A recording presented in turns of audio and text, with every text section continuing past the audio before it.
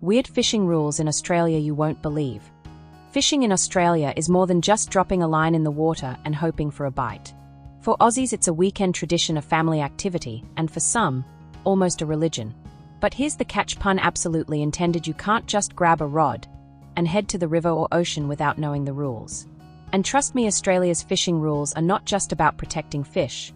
They also have some pretty weird sides that will make you laugh, scratch your head, or maybe both. In this video, we are going to explore the world of Australian fishing regulations. We'll look at the inland fishing rules, what makes Aussie fishing different, and yes, we'll go into some of the strangest rules you've probably never heard of. Whether you're planning a quiet day at the lake, a trip to the Murray River, or casting off from the beach, you'll want to stick around. Because knowing the rules can save you from hefty fines and awkward moments with the fisheries officer. So before we begin, don't forget to hit the subscribe button and give this video a like. And if you've ever had a funny or weird fishing experience in Australia, drop a comment below. I'd love to hear your stories. Now let's get into it. Why Australia takes fishing rules seriously. Australia is surrounded by oceans and blessed with countless rivers, creeks, and lakes. Fishing is huge here, not only as a hobby but also as a way to protect ecosystems. Unlike some countries where fishing rules might feel like suggestions, in Australia they are taken seriously. And the reason is simple. If everyone took as much as they wanted, fish populations could collapse. The Aussie government and fisheries departments put strict guidelines in place so that species like barramundi, Murray cod, and snapper don't disappear. These rules aren't meant to ruin your fun, they are meant to make sure there's still fish left for your kids and grandkids to catch. But along the way, some of these rules end up sounding pretty odd.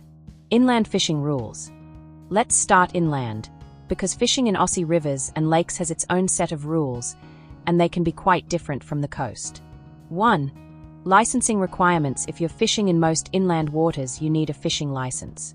For example, in Victoria, you need a recreational fishing license, even if you're just catching your bees with a hand line.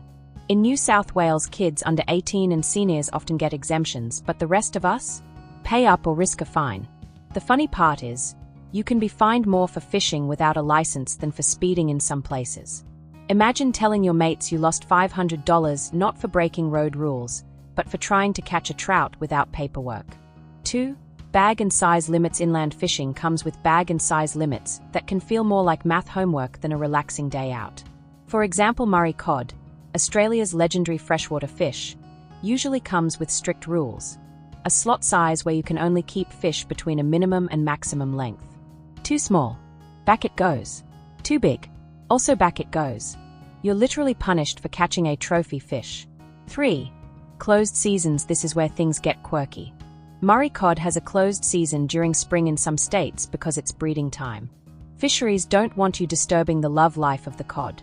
Imagine, sorry mate, you can't fish this weekend, the cod are on their honeymoon.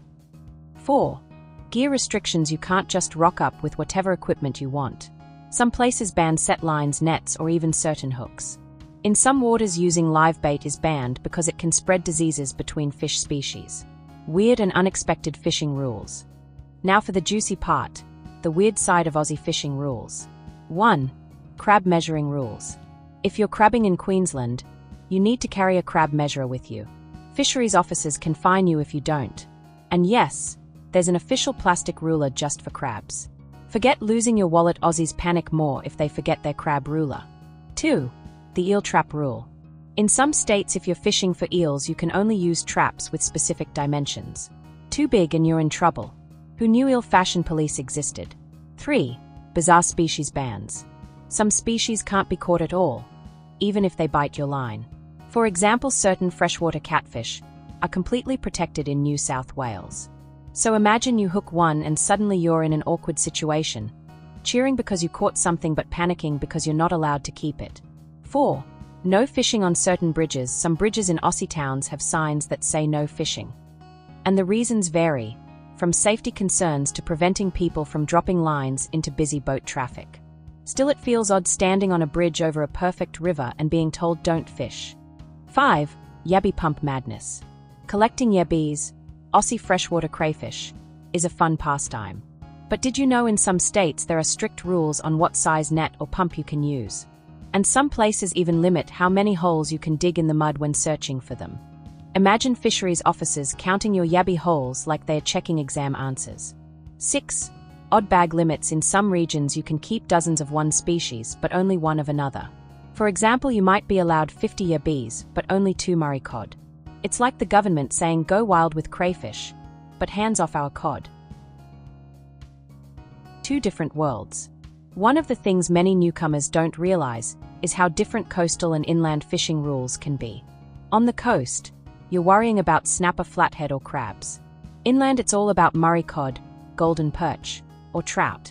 And the rules don't just change between inland and coastal. They change between states' rivers, and sometimes even different stretches of the same river. That's right.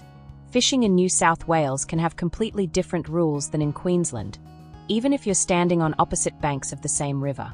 It's almost like the fish carry passports and know which side they are allowed to be caught on. What happens if you break the rules? Here's the serious bit. You don't want to mess with fisheries officers. They don't play around. Fines can range from a couple $100s to thousands, and in some cases your boat, fishing gear, and even your car can be seized. Imagine losing your ute because you kept one too many Murray cod.